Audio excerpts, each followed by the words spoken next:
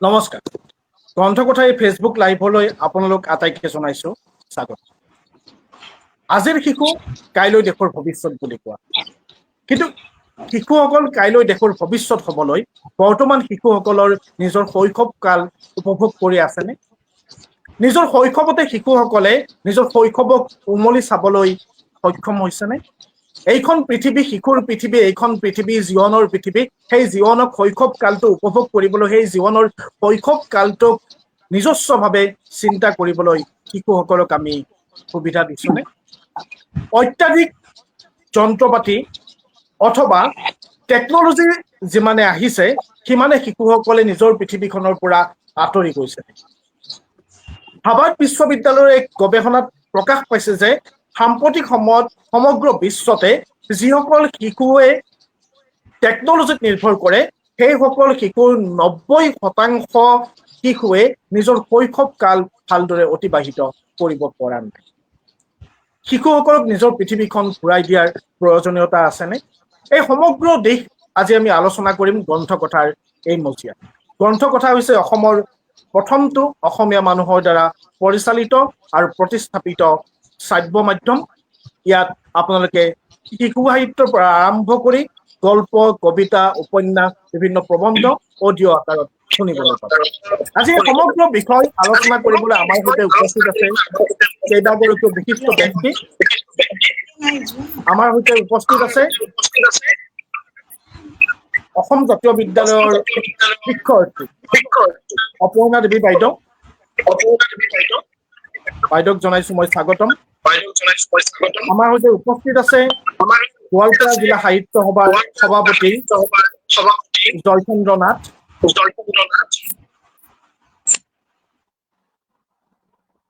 আমাৰ সৈতে উপস্থিত আছে গুৱাহাটী বিশ্ববিদ্যালয়ৰ এম.এড শাখাৰ অধ্যাপিকা ডক্টৰ বিদুলা শৰ্মা বাইদেউ বাইদেউকো আজি স্বাগতম জনাইছো আমাৰ সৈতে উপস্থিত আছে বি বৰুৱা মহাবিদ্যালয়ৰ অসমীয়া বিভাগৰ সহকাৰী অধ্যাপিকা ডক্টৰ উৎপলা দাস ডক্টৰ উৎপলা দাসকো মই জনাইছো স্বাগতম আমাৰ সৈতে আছে গ্ৰন্থকথাৰ আন এগৰাকী সঞ্চালক হীৰকজ্যোতি নাথ মই হীৰকজ্যোতি নাথকো আজিৰ এই অনুষ্ঠানত স্বাগতম জনাইছো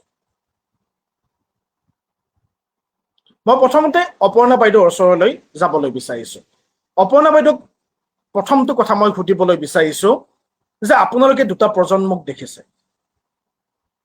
আপোনালোকে নিজে শৈশৱ কাল পাৰ কৰি আহিছে শৈশৱক আপোনালোকে উপভোগ কৰিছিল আৰু সাম্প্ৰতিক সময়ত এই যান্ত্ৰিকতাৰ পৃথিৱীখনৰ শৈশৱকো আপোনালোকে দেখিছে দুটা ভিন্ন পটভূমিৰ আপোনালোক সাক্ষী যেতিয়া টেকনলজিৰ ওপৰত মানুহ নিৰ্ভৰ হোৱা নাছিল যেতিয়া মোবাইল ফোন অহা নাছিল সেই সময়ৰ আপোনালোকে শৈশৱো দেখিছে নিজে সেই শৈশৱ কটাইছেও আৰু সাম্প্ৰতিক সময়ত টেকনলজি নিৰ্ভৰশীল এটা শৈশৱ কাল আপোনালোকে দেখিছে ছাত্ৰ ছাত্ৰীক পঢ়াই ছাত্ৰ ছাত্ৰীক সদায় লগ পাই ছাত্ৰ ছাত্ৰীৰ সৈতে বিভিন্ন ধৰণৰ আপোনালোকে কথা পাতে গতিকে এই দুটা যি আপোনালোকে দেখিলে এই দুটাৰ মাজত আপোনালোকে কি পাৰ্থক্য দেখিছে বা এই দুটা পটভূমিক আপুনি কিদৰে পৰ্যালোচনা কৰিব হয় প্ৰাণজিৎ দাস আপোনাক ধন্যবাদ আপুনি এটা খুব সুন্দৰ প্ৰশ্ন সুধিছে শৈশৱ বুলি ক'লেই মনটো ভাল লাগি যোৱা এটা শব্দ বুলি মই ভাবো বা অনুভৱ কৰো আপুনি ঠিকেই কৈছে আমি নিজৰ শৈশৱ পাৰ হৈ আহিছো আৰু এতিয়া শৈশৱত থকা শিক্ষাৰ্থীসকলক আমি সদায়ে লগ পাই আছো আমাৰ শৈশৱ আছিল মুকলিমূৰীয়া একেবাৰে মুকলিমূৰীয়া আৰু এতিয়াৰ শৈশৱত আমিয়েই তেওঁলোকক সেই মুকলিমূৰীয়া পৰিৱেশৰ পৰা যেন কিছু বিচ্ছিন্ন কৰি ৰাখিছো তেওঁলোকক যেন সেই মুকলিমূৰীয়া পৰিৱেশটো দিয়াৰ পৰা আমি তেওঁলোকক বিৰত ৰাখিছো সেই এটা অনুভৱ আমাৰ সদায়ে হয় তাহানিৰ শৈশৱত আমি বিদ্যালয়ৰ পৰা গৈ কিতাপ বহি থৈ মুখ হাত ধুই ভাত খাই খেলিবলৈ ওলাই যাব পাৰো আৰু খেল ধেমালি কৰি ঘৰলৈ উভতি আহি মুকলিমূৰীয়া এটা মন লৈ আহি আমি ঘৰত ভগৱানৰ নাম লৈ যিয়ে ভগৱানক বিশ্বাস কৰে, ভগৱানৰ নাম লৈ আকৌ খোৱা বোৱা কৰি পঢ়া শুনাত মন দিব পাৰিছিলোঁ। তাৰ মাজত টোপনিয়াব লগা হৈছিলে, কাৰণ আমি খেলি ভাগৰি পৰো, কেতিয়াবা ভাগৰি পৰিছিলোঁ। কিন্তু আজিৰ শিশুসকলে স্কুলৰ পৰা গৈ, মই মহানগৰীৰ পটভূমিতেই কৈছো, তেওঁলোকৰ অহা যোৱা কৰোঁতেই বহুত সময় গুচি যায়। আৰু যেতিয়া ঘৰ পায় দূৰ দূৰণিৰ পৰা অহা শিক্ষাৰ্থীসকলে, তেতিয়ালৈকে তেওঁলোকে একেবাৰে বিধ্বস্ত হৈ যায়। আৰু সেই সময়ত তেওঁলোকে গৈ কাপোৰ কানি সলাই ভাত পানী খাই তেওঁলোকে হোমৱৰ্ক কৰিব লাগে, আৰু নহলে তেওঁলোকে কিছু সংখ্যকে তেওঁলোকৰ মাজৰে কিছু সংখ্যকে টিউচনলৈ যাবলগীয়া হয়। গতিকে তেওঁলোকে খেলা ধূলা কৰাৰ কথা যদিও তেওঁলোকৰ মনত তেওঁলোকে বৰ ভাল পায়, আমি অনুভৱ কৰিছো যে তেওঁলোকে খেলা ধূলা কৰিব খুব ভাল পায়, কিন্তু তেওঁলোকৰ কাৰণে সময়ৰ নাটনি হয়। আমি অভিভাৱক ভাবো যে এতিয়া খেল ধেমালি কৰাতকৈ যেন তেওঁলোকে এতিয়া নিজৰ নিজৰ দায়িত্ব আৰু কৰ্তব্য পালন কৰাতহে আমি তেওঁলোকক ব্ৰতী হোৱাটো বিচাৰো। আমি অভিভাৱকসকলে তেওঁলোকক সেই মুকলিমূৰীয়া পৰিৱেশৰ পৰা আঁতৰাই ৰখা নাইনে? এইটো এটা উদাহৰণহে দিছো মই, যে তেওঁলোকৰ শৈশৱটো তাহানি চোতালত বহি শিশুসকলে কি কৰিছিলে? ককা আইতাৰ লগত বহি সাধু শুনিছিলে, আকাশলৈ চাইছিলে। এতিয়া যদি আপোনাক মই প্ৰশ্ন কৰো, আপুনি কিমান গৰাকী শিশুক পাব যিয়ে ৰাতিৰ আকাশখন দেখা পাইছে?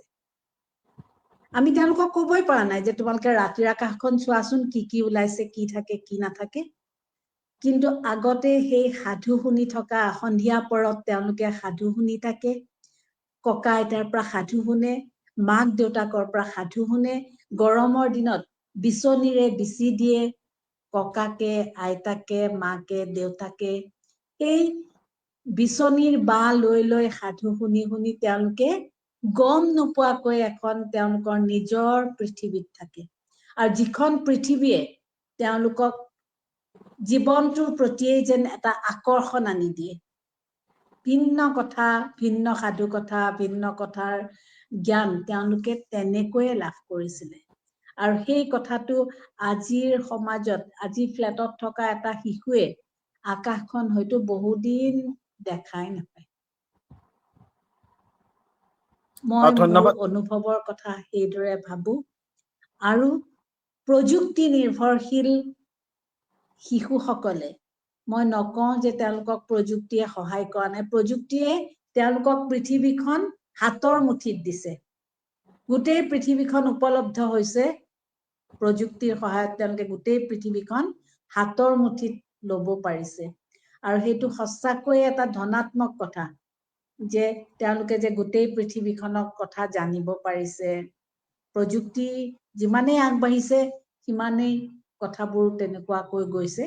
কিন্তু তাতো এটা কথা থাকে, যে সেই প্ৰযুক্তিৰ সৎ ব্যৱহাৰে নিশ্চয়কৈ শিশুসকলৰ মানসিক জগতত খুব ভাল প্ৰভাৱ পেলাব যাতে পাৰে, তাৰ কাৰণে আমি অগ্ৰজসকলে, আমি অভিভাৱকসকলে, আমি শিক্ষকসকলে বা সমাজৰ লোকসকলে এই দিশত চকু দিব লাগিব।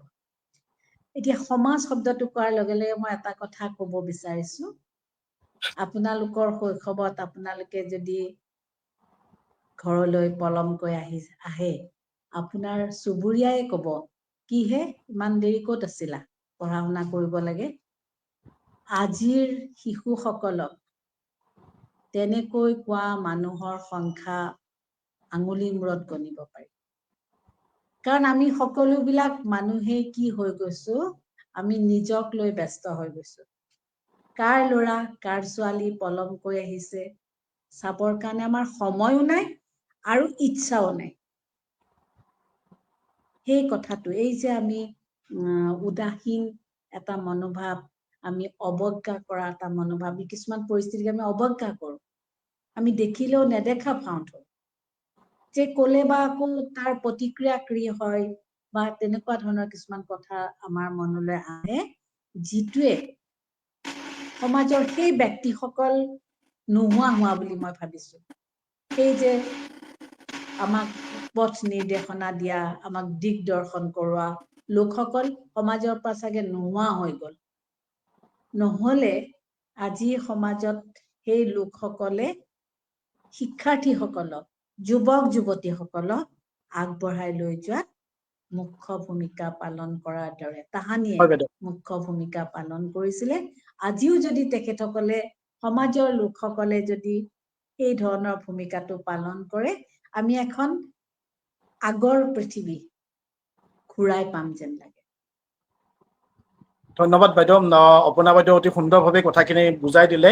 দৰাচলতে তেতিয়াৰ শৈশৱ, এতিয়াৰ শৈশৱ, এই দুয়োটা বিষয়ে অতি সুন্দৰভাৱে পৰ্যালোচনা কৰি বাইদেৱে বুজাই দিলে। প্ৰাণজিৎ আৰু দাস, দীৰ্ঘকালৰ আপোনাৰ মাতটো অহা শিক্ষকতাৰে নাই।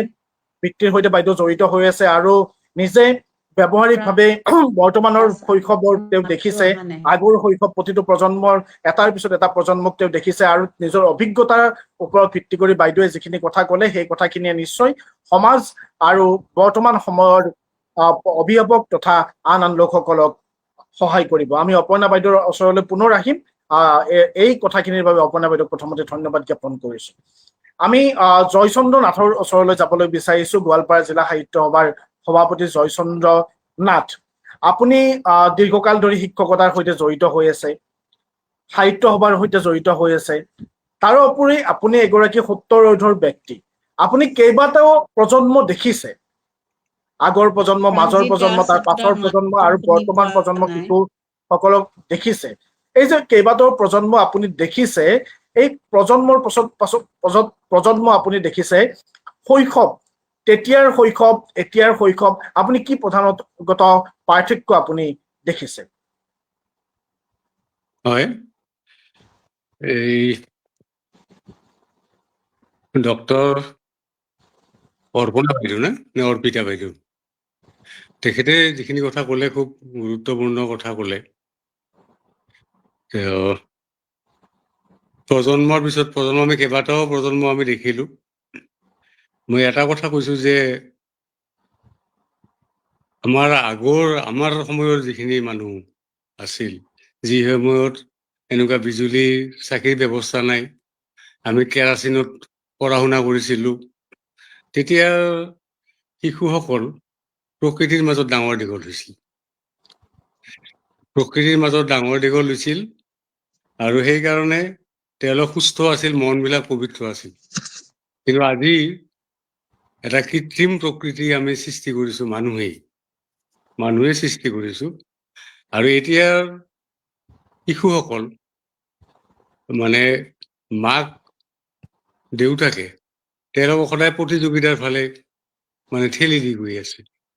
সদায় কেৰিয়াৰ বিল্ডিং যিটো কোৱা হয়, মানে জীৱনটো গঢ়াৰ কাৰণে যে মোৰ ল'ৰা ডাক্তৰ হ'ব, ইঞ্জিনিয়াৰ হ'ব, এই ধৰণৰ চিন্তাবিলাক ল'ৰা ছোৱালীক সৰুৰ পৰাই সোমাই দিছে। আৰু সেইধৰণে ল'ৰা ছোৱালীক ব্যস্ত ৰাখে। ব্যস্ত ৰখাৰ ফলত আগৰ যিটো আমি মুকলি পৰিৱেশত পঢ়া শুনা কৰিছিলো, তেতিয়া আমাৰ বিশেষ লক্ষ্যও নাছিল। কিন্তু আমি নেচাৰেলি ডাঙৰ দীঘল হোৱা মানুহ। তেতিয়া আমি পৰিৱেশৰ মাজতে, এই যে বাইদেৱে ক'লে যে আগতে মুকলি মানে চোতালত আইতাৰ পৰা গল্প শুনা, বিভিন্ন সুন্দৰ সুন্দৰ কাহিনী শুনা, ৰামায়ণ মহাভাৰত এইবিলাক পুনৰাবৃত্তি মই কৰিব খোজা নাই। কিন্তু সমস্যাটো হৈছে যে বেক টু নেচাৰটো কিন্তু সম্ভৱ নহয়, প্ৰকৃতিলৈ ঘূৰি যাব নোৱাৰি এতিয়া। কিন্তু পৰিৱেশটো আমি সৃষ্টি কৰিব লাগিব। এতিয়া তাৰ কাৰণে দায়বদ্ধতা আমাৰ পিতৃ মাতৃৰ ওচৰৰ আটাইতকৈ বেছিয়ে আছে। পিতৃ মাতৃৰ ওপৰতে দায়বদ্ধতা বেছি, এইকাৰণেই যে তেওঁলোকে চাওক, আজি মাতৃসকল আছে, এখেতসকলে আছেই, আৰু বহুতেই এখেতসকলে নকৰে, বিশিষ্ট শিক্ষাবিদ, বুদ্ধিজীৱী হয়, সাহিত্যিক হয়, এখেতসকলৰ কথাটো বেলেগ। কিন্তু সাধাৰণ পৰিয়ালৰ মাতৃয়ে সন্তানক কি কৰে আজিকালি, যে শিশুটো জন্মৰ পাছতেই খেলাৰ কাৰণে মোবাইলটো হাতত দিয়ে। মানে যান্ত্ৰিকতাৰ ফালে অট'মেটিকেলি ঠেলি দিছে। আৰু এই যে শিশুবিলাকৰ যিটো মস্তিষ্ক বিভিন্ন ফটো চাই পেলাই, ছবি চাই পেলাই, বিভিন্ন গান বাজনা শুনি, বিভিন্ন ধৰণৰ, ইয়াৰ ফলত হৈছে কি এটা যিটো সম্পৰ্ক, যিটো আত্মীয়তা, এই আত্মীয়তাটো কিন্তু শিশুসকলৰ মাজত নাই। মই নিজেও দেখিছো, এঘৰত গৈছিলো, আৰু কাৰণ প্ৰেক্টিকেলি আমি কথাখিনি ক'ব লাগিব। এটা ল'ৰাক মই সুধিলো যে তোমাৰ নাম কি, কোন ক্লাছত পঢ়া, তাৰ সেইটোও সময় নাই, মোবাইলটো চাওঁতে চাওঁতে। গতিকে এই যিটো ৰুট, শিক্ষাৰ ৰুট ক'ৰ পৰা আহিব? মাতৃৰ পৰাই ষ্টাৰ্ট হ'ব, ঘৰখনৰ পৰাই ষ্টাৰ্ট হ'ব। ঘৰখনেই হ'ল শিক্ষাৰ প্ৰথম প্ৰাথমিক শিক্ষাৰ পাব পাৰে। গতিকে এই শিক্ষাটো যদি পিতৃ মাতৃয়ে দিয়ে, তেনেহ'লে কৃত্ৰিমতাৰ ফালে আগবাঢ়ি যাব। আৰু এই যে মানে ধৰক আহিয়েই ল'ৰা ছোৱালীয়ে কৰে কি, এটা অংশই বাৰু হোমৱৰ্ক কৰে, আহিয়ে হোমৱৰ্ক কৰে, খাওক বা নাখাওক হোমৱৰ্ক কৰে। আৰু এটা অংশই কৰে কি, মোবাইলটো নহ'লে কিন্তু ভাত নাখায়, মোবাইলটো নহ'লে ভাত নাখায়। আৰু এনেকুৱা দেখিছো যে ক্লাছ 8-9ত পঢ়া ল'ৰা ছোৱালীকো মাকে মানে ভাতকেইটা খুৱাই দিয়ে। মানে আত্মনিৰ্ভৰশীল যিটো শিক্ষা, এই শিক্ষাটো কিন্তু এতিয়া দিয়া নাই, একেবাৰে দিয়া নাই। তাৰ কাৰণে মানে সকলো পিতৃ মাতৃ যে দায়ী তেনেকুৱা নহয়, কিন্তু পিতৃ মাতৃৰো দায়বদ্ধতা আছে, আৰু তাৰ কাৰণে বহুত জগৰীয়া হৈ যায় এতিয়া। শিশুসকলৰ আৰু এটা মানে এনেকুৱা এটা অৱস্থা হৈছে আজিকালি, যে সেইদিনা এটা ভাল কথা কৈছিল, এইটো হ'ল কি, শিশুসকলৰ এই যে গুটখা খোৱা যিটো প্ৰবৃত্তি হৈছে, শিখৰ খায়, কিবা নিচাজাতীয় বস্তুবিলাক খায়, ড্ৰাগছ খায়, এইবিলাক এটা মাৰাত্মক নিচা। এইবিলাকেই ল'ৰা ছোৱালীক একেবাৰে বিপথে নিছে, তেওঁলোকৰ আয়ুসটো কমাই দিছে। কোৱা হয় যে এইসকল মানুহৰ এটা ভাল গুণ আছে শিশুসকলৰ। আজি এখন সম্বৰ্ধনা সভা আছিল, মই তাত কৈছো যে আজিকালি ভাল হৈছে যে ল'ৰা এই বুঢ়া নহয়, যিসকলে গুটখা খায়, নিচা খায়, মাদক দ্ৰব্য কৰে, বুঢ়া নহয়। কাৰণ ডেকা বয়সতে মৃত্যু হ'ব। এইবিলাক খোৱা মানে কি, পাকস্থলী শেষ হৈ যাব, নষ্ট হৈ যাব, ধৰক বিভিন্ন বেমাৰে ধৰিব, হাওফাওত পানী জমা হ'ব, মৃত্যুৰ মুখত পৰিব, অকালতে অন্ত পৰিব। এইটো হৈছে। গতিকে আমি যিটো আত্মীয়তা, আগতে আমি যেতিয়া বিহু আহিব, ইমান আনন্দ এটা, যে আমাৰ আজি ৰাতি মানে চিৰা কুটিব, মানে কাষৰ মানে ছোৱালীসকল আহিব, বাইদেউসকল আহিব, তেওঁলোকে ৰাতি থাকিব, খানা এটা খাব, ৰাতিপুৱাতে নোপোৱাতে চিৰা খুন্দিব, আৰু আমিও বহি বহি তাতে মানে জুই পুৱাই পুৱাই চিৰা খাম, কি আমেজ এটা আছিল। এই পৰিৱেশটো আজিকালি নাজানে। কিন্তু মই এটা সৰু উদাহৰণ দিছো, আমাৰ ছাত্ৰ এজন, এইবাৰ যিজনে হাইয়েষ্ট মাৰ্ক পাইছে ছায়েন্সৰ, মানে মোৰে ছাত্ৰ আছিল, চাহিল। মোৰ তাতে আহিছে, মই এটা দতৰা কিনিছো। দতৰাটো এনেই মই বজাবলৈ নাজানো। দতৰাটো লৈছো কিয়, যে এইটো আজি প্ৰজন্মই নজনাই হৈছে, চিনি নাপায়। তাৰ মোৰ তাতে অহাৰ লগে লগে এটা গুৰু ঈশ্বৰৰ দৰে সম্পৰ্ক দেই মোৰ, আৰু সদায় চব কথাই সোধে বাৰু। তেওঁ অহাৰ লগে লগে মই দতৰাটো দিলো হাতত। তেওঁ চাই এইটো কি বস্তু, দতৰাটো চিনি নাপায়। খেতিয়কৰ যিটো আইডেণ্টিটি, ল'ৰা ছোৱালী সেইবিলাক নাজানে। এতিয়া গৰুৰে হাল বোৱাটো তেওঁলোকে দেখা নাই, নেদেখে, কাৰণ যান্ত্ৰিক পদ্ধতিৰে হাল বায়, এইটো ভালে কথা। কিন্তু এই যে হাল বোৱা, হাতে কামে লগোৱাটো, এইটো নাই। আৰু পিতৃ মাতৃ এনেকুৱা হৈছে, ল'ৰা ছোৱালীক খেতিয়ক মানে যে হ'ব লাগে, এই কথাটোৰ শিক্ষাটো নিদিয়ে। মানে লাৰ্ণিং বাই ডুইং যিটো কথা আছে আমাৰ, এই লাৰ্ণিং বাই ডুইং শিক্ষাটো আমাৰ নাই। আমি কেৱল ওপৰে ওপৰে যে এই যে আমি কথা কৈ আছো, ভিডিঅ' কৰি আছো, এই মোবাইলটো এটা ছাত্ৰক যদি আমি খুলি পেলাই কওঁ যে তুমি এই পাৰ্টছবিলাক লগাই দিয়াচোন, পাৰিব নেকি? মানে প্ৰেক্টিকেল যিটো এডুকেশ্যন, সেই প্ৰেক্টিকেল এডুকেশ্যন ল'ৰা ছোৱালীক দিয়া নহয়, কৃত্ৰিমভাৱে আমি তেওঁলোকক সজাই আছো। তেওঁলোক কৃত্ৰিম। আত্মীয় স্বজন আহিলে তেওঁলোকৰ কথা কোৱাৰ সময় নাই। আমি আগতে পাগল হৈছিলো যে আমাৰ মানে মাহী আহিছে, ভিনদেউ আহিছে, বাইদেউ আহিছে, কি আনিম কি নানিম, যি আছে আৰু সেই পৰিৱেশত কিমান এটা আনন্দ আছিল। আজিকালি সেইটো সময় নাই। কিয় আহিছে বাৰু? আহিলে আমাৰ সময় নষ্ট হ'ল, মোৰ ল'ৰা ছোৱালীৰ পঢ়া শুনা নষ্ট হ'ল। মানে কৃত্ৰিমতাৰ ফালে ধাবিত হৈ গৈছে এইটো। আনফালে এই যে ল'ৰা ছোৱালীক মাক বাপেকে মানে লক্ষ্যটো তেওঁলোকে স্থিৰ কৰি দিয়ে, মাক বাপেকে।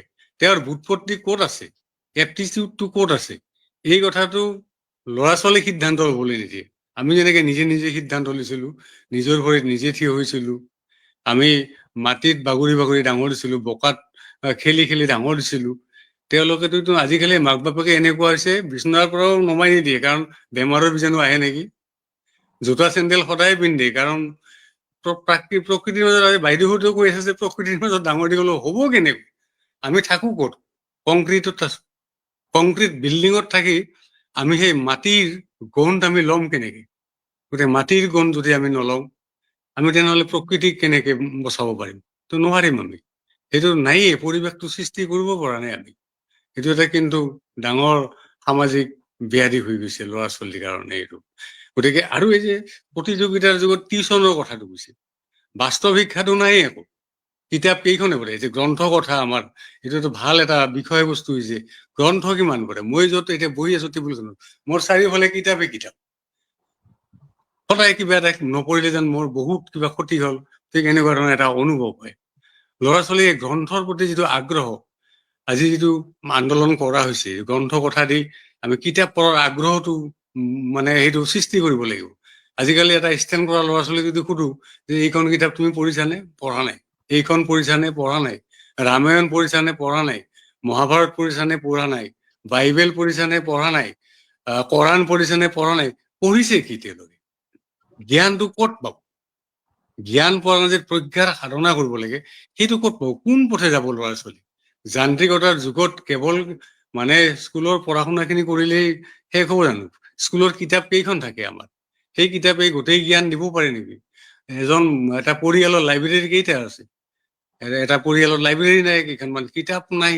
তেওঁলোকে কেৱল পাঠ্যপুথিখিনি পঢ়িছে, মুখস্থ কৰিছে, ৰিজাল্ট কৰিছে, ফাৰ্ষ্ট ক্লাছ পাইছে। বাস্তৱ জীৱনত কি হৈছে?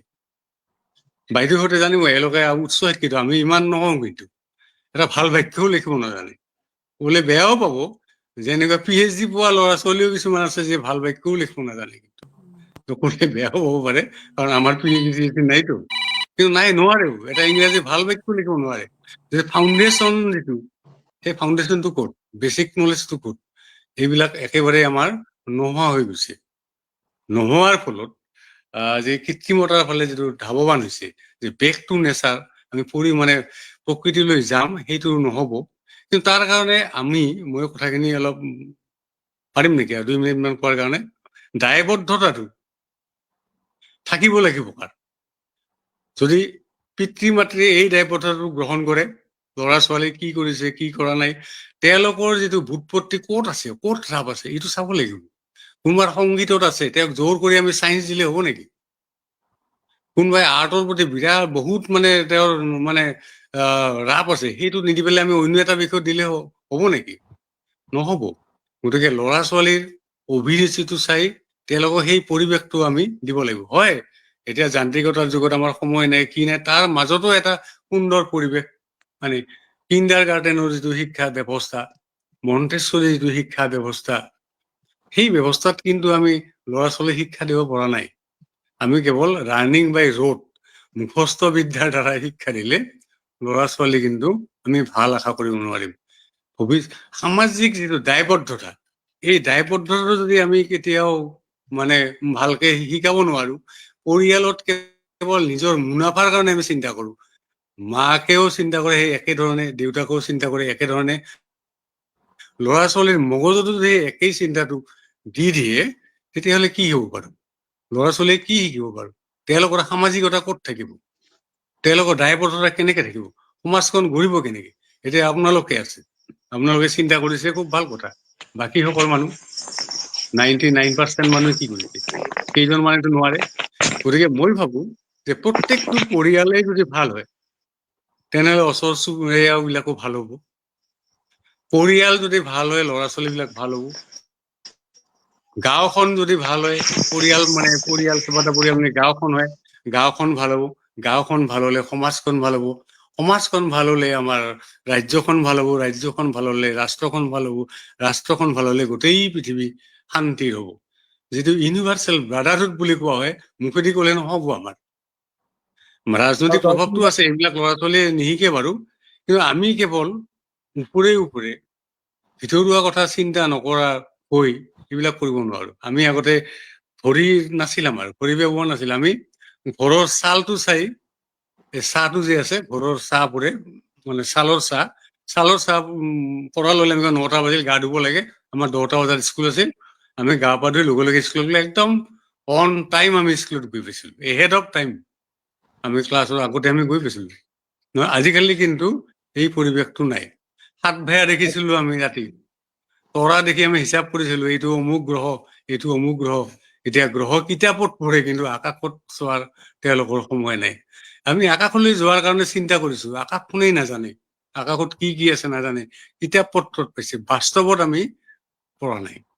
গতিকে এই ধৰণৰ এটা পৰিৱেশ হৈছে। গতিকে মই ভাবো আমাৰ মাতৃসকল আছে, এখেতসকল মানে পণ্ডিত মানুহ, স্কলাৰ, তেওঁলোকে ল'ৰা ছোৱালী শিকাই আছে, ইউনিভাৰ্চিটিত শিকাই আছে।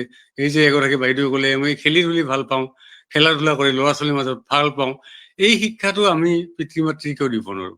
শিক্ষকৰো কিন্তু দায়বদ্ধতা আছে, শিক্ষকক সেই একেধৰণৰ শিক্ষা দিব লাগিব। শিক্ষক বিলাকেও ঠিক তেনেকুৱা ধৰণৰে যান্ত্ৰিকতা আহিছে। মানে কিছুমান আছে কেৱল নোট দিয়াৰ ফলত তেওঁলোকে সেইখিনি মুখস্থ কৰি পৰীক্ষাত বেছি নম্বৰ পালে, ল'ৰা ছোৱালী ভাল হ'ল। কিন্তু বাস্তৱতে যদি আমি কিছুমান কথা সুধো যে ভেটিটো, এই ভেটিটো বৰ দুৰ্বল দেই, মই সেইকাৰণে কৈছো যে ভেটিটো সবল কৰক, সেই শিক্ষাটো দিয়ক। মই সেইকাৰণে সামাজিক মাধ্যমৰ মই কৈছো যে প্ৰত্যেকটো, মই ভেটি মানে কোৱা নাই যে ঘৰৰ ভেটিটো, মানে পৰিয়ালৰ ভেটিটো ঠিক কৰক আগত। পৰিয়ালৰ ভেটিটো ঠিক কৰিব লাগিলে পিতৃ মাতৃয়ে সেইটো যত্ন ল'ব লাগিব। শিক্ষকসকলৰ দায়বদ্ধতাটো লওক। আমাৰ ক্লাছৰুমত থাকিলেই নহ'ব, আমি ক্লাছৰুমত থাকিলে নহয়, আমাৰ যিটো individual aim and social aim শিক্ষা দুটা এডুকেশ্যনৰ যদি আমাৰ টিচাৰ আছে গম পাব। ইয়াতে ব্যক্তিকেন্দ্ৰিক শিক্ষা আৰু সমাজবাদী যিটো চিন্তাৰ শিক্ষা, ইণ্ডিভিজুৱেল এইম এণ্ড ছ'চিয়েল এইমে আমাক কি কৰিব যে সমাজৰ লগত থকাটো বুজাব। এই যে বসুধৈৱ কুটুম্বকম কোৱা হয়, গোটেই বসুধা পৃথিৱীখন আমাৰ এটা কুটুম্ব স্বৰূপ, একেই পৃথিৱী, আমি এখন পৃথিৱীৰ বাসিন্দা, এই ধৰণৰ চিন্তাধাৰা শিক্ষাটো আমাৰ দিয়া হয় জানো? সেইটো কেতিয়াও আমাৰ দিয়া নহয়। আৰু মই সেইকাৰণে কৈছো যে ল'ৰা ছোৱালী শিক্ষা দিয়াৰ কাৰণে ভাল গল্প কিতাপবিলাক আনি দিয়ক, ল'ৰা ছোৱালী পঢ়ক, সেইবিলাক পৰিৱেশৰ মাজত। আজি পৌৰাণিক কাহিনী যিবিলাক পুৰাণ আছে, পুৰাণৰ কাহিনীবিলাক ইমান সুন্দৰ সুন্দৰ গল্প, শিশু সাহিত্য আছে, সেই গল্পবিলাক পঢ়িবলৈ দিয়ক ঘৰত। সেইবিলাক নিদিবলৈ যদি সদায় মোবাইলটো খুচৰি চাবলৈ দিয়ে, মই কোৱা নাই মোবাইলৰ কথাটো বেয়া বুলি, কাৰণ মোবাইলৰ কথাটো বেয়া হলেতো আমি মোবাইল ব্যৱহাৰে নকৰিলো, আজি আমি এনেকুৱা ধৰণে পৰ্যায়লৈ নাহিলো। এইটো কৰক। হয়, এই প্ৰশ্নটোলৈ আহিম আপোনাৰ ওচৰত। জয়চন্দ্ৰ নাথ ডাঙৰীয়া, এই প্ৰশ্নটোলৈ আপোনাৰ ওচৰত পুনৰ ৰাখিম। অতি সুন্দৰভাৱে জয়চন্দ্ৰ নাথ ডাঙৰীয়াই কেইবাটাও দিশ উল্লেখ কৰিছে। প্ৰথম কথা তেখেতে উল্লেখ কৰিছে যে পিতৃ মাতৃৰ এক বৃহৎ ভূমিকা থাকে। নিজৰ শৈশৱক, নিজৰ শিশুসকলক আগবঢ়াই নিয়াত কিদৰে আগবঢ়াই নিব, তাক পৰিচালনা কৰাত পিতৃ মাতৃৰ এক বৃহৎ ভূমিকা থাকে। পিতৃ মাতৃয়ে কিদৰে গাইড কৰিব, কিদৰে পৰিচালিত কৰিব, তাৰ ওপৰত বিভিন্ন কথা জড়িত হৈ থাকে। দ্বিতীয় কথা, সমাজৰ এক অৰিহণা থাকে। তৃতীয় কথা, বিদ্যালয়সমূহৰো এক অৰিহণা থাকে। আৰু এই যিসমূহ দিশ, মোবাইল ফোন তেখেতে বেয়া বুলি কোৱা নাই, কিন্তু মোবাইল ফোনক কিদৰে ভালকৈ ব্যৱহাৰ কৰিব পাৰি তাৰ ওপৰত তেখেতে গুৰুত্ব দিছে। এই বিষয়লৈ আহিম। আমি তেখেতক ধন্যবাদ জ্ঞাপন কৰিছো। আৰু এইবাৰ যাবলৈ বিচাৰিছো মই ডক্টৰ বিদুলা শৰ্মা বাইদেউলৈ। আৰু বিদুলা শৰ্মা বাইদেউৰ পৰা জানিব বিচাৰিছো, আপুনি যিহেতু দীৰ্ঘদিন ধৰি বিশ্ববিদ্যালয়ত অধ্যাপনা কৰি আহিছে, আৰু আপুনি বিশেষকৈ শিক্ষা বিষয়ক পাঠদান কৰে, শিক্ষা বিভাগৰ এগৰাকী আপুনি অধ্যাপিকা।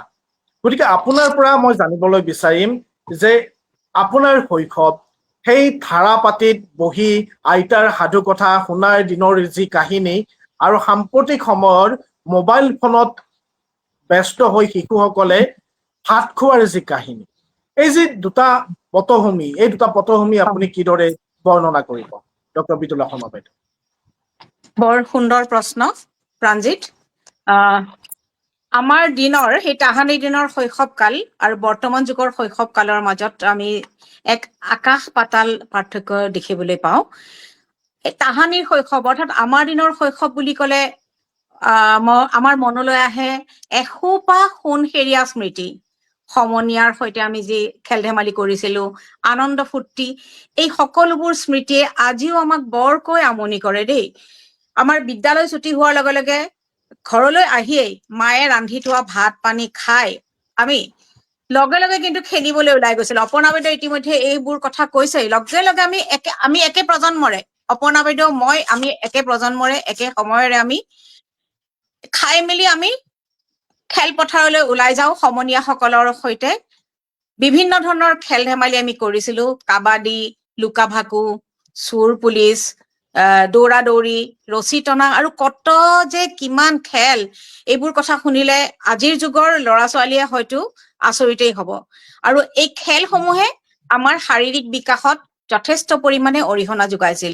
তাৰোপৰি হয় আমাৰ নিজৰ মাজতে সেই সময়ত মইনা পাৰিজাতো আছিলে। আজি হয়তো মইনা পাৰিজাতৰ ধাৰণাটো অকমান কমি গৈছে, কিন্তু সেই সময়ত আমাৰ মইনা পাৰিজাত আছিল। আমাৰ এই মইনা পাৰিজাতত আমি নিজৰ মাজতে আমি অনুষ্ঠিত কৰিছিলো তৰ্ক প্ৰতিযোগিতা, বিভিন্ন ধৰণৰ প্ৰতিযোগিতা, আকস্মিক বক্তৃতা প্ৰতিযোগিতা, কৌতুক প্ৰতিযোগিতা, কবিতা আবৃত্তি, নৃত্য গীত আৰু যে কত কি। এই সকলোবোৰেই আমাৰ মানসিক বিকাশতো এক অনবদ্য বৰঙণি আগবঢ়াইছিল। আৰু এতিয়া গৰম বন্ধ বুলি ক'লে আমি এতিয়াও নষ্টালজিয়াত ভুগো।